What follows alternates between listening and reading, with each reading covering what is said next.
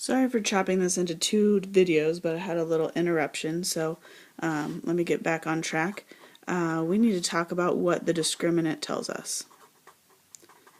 So I mentioned on the previous page that when we had a positive discriminant, that told us that we were going to have two different real solutions.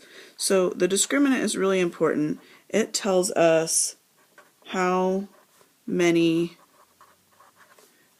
x-intercepts, zeros, factors. Remember, those are all the same thing. So the discriminant tells us how many of those things there are. So if you have no real solutions,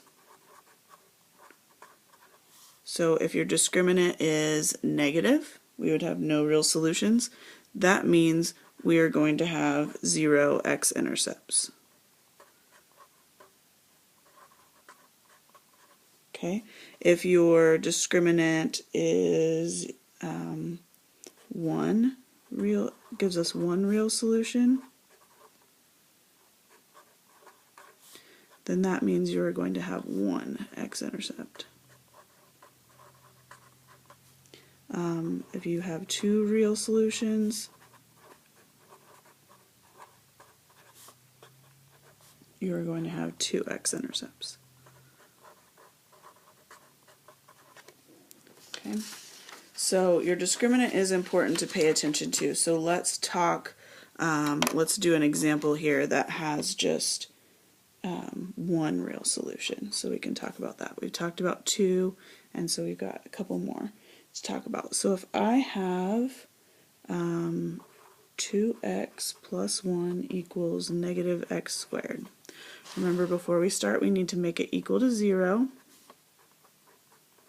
So now I have x squared plus 2x plus 1. So now I look for a, which is in front of x squared, b, which is in front of x, and c, which is the number by itself. And then we put it back into x equals opposite b plus or minus the square root of b squared minus 4ac divided by 2a. Alright, so in this case, once I start simplifying, I have my negative 2. 2 squared is 4. If I take 4 times 0 times 1, anything times 0 is going to be 0. So this is going to be 4 minus... Did I write the wrong thing? Oh my goodness. A is 1. Who's in charge here? So those are both 1s. I'm sorry about that.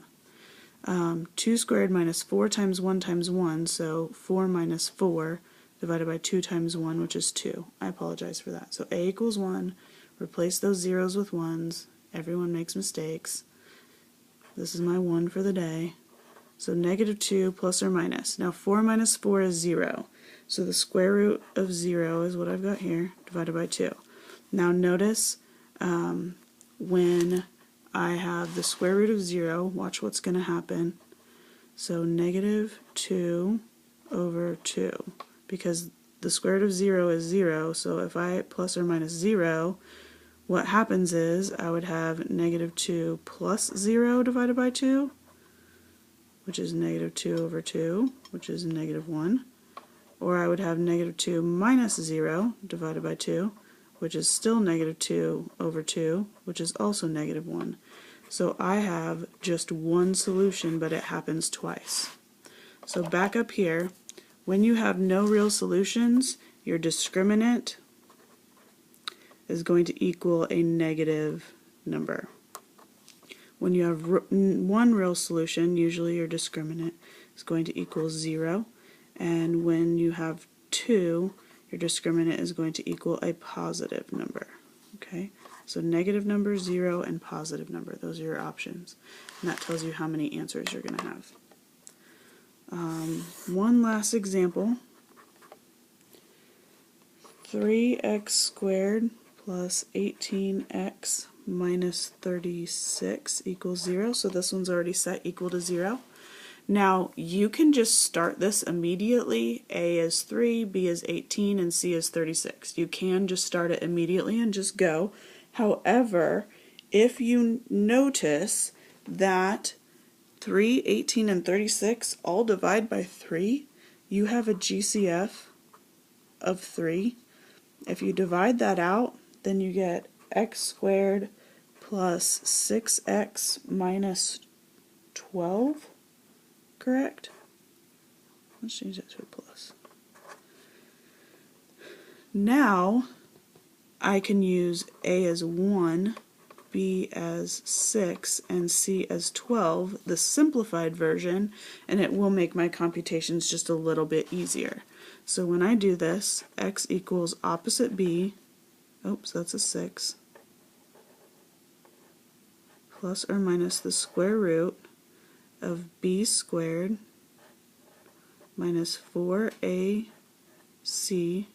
barely fit that 12 on the paper, divided by 2A. Then I start calculating. Opposite 6 plus or minus 6 squared is 36 minus 4 times 1 times 12 is 48. I only have one negative sign, so I'm going to be subtracting. So I have 36 minus 48. I have negative 12 divided by 2. Okay, so when your discriminant is negative, that means you are going to have no real solutions. You will have two complex solutions, and we will talk about that when we get into complex numbers. So for right now, let's just simplify this as much as we know how to do right now. So 12 simplifies to be 4 and 3, actually positive 4 and negative 3. 4 has a 2 and a 2, so x equals negative 6 plus or minus 2 square roots of negative 3 divided by 2, and then remember we look outside to see if these numbers outside can all be divided by something, and they can all divide by 2. So we divide those all by 2. And my final answer for now is going to be negative 3 plus or minus the square root of negative 3 divided by 2. And once we learn more about complex numbers, we'll be able to simplify this even further. But for right now, you would type in no real solutions. Okay, so log on to MathXL and good luck with your assignment. Remember to email me or text if you have questions.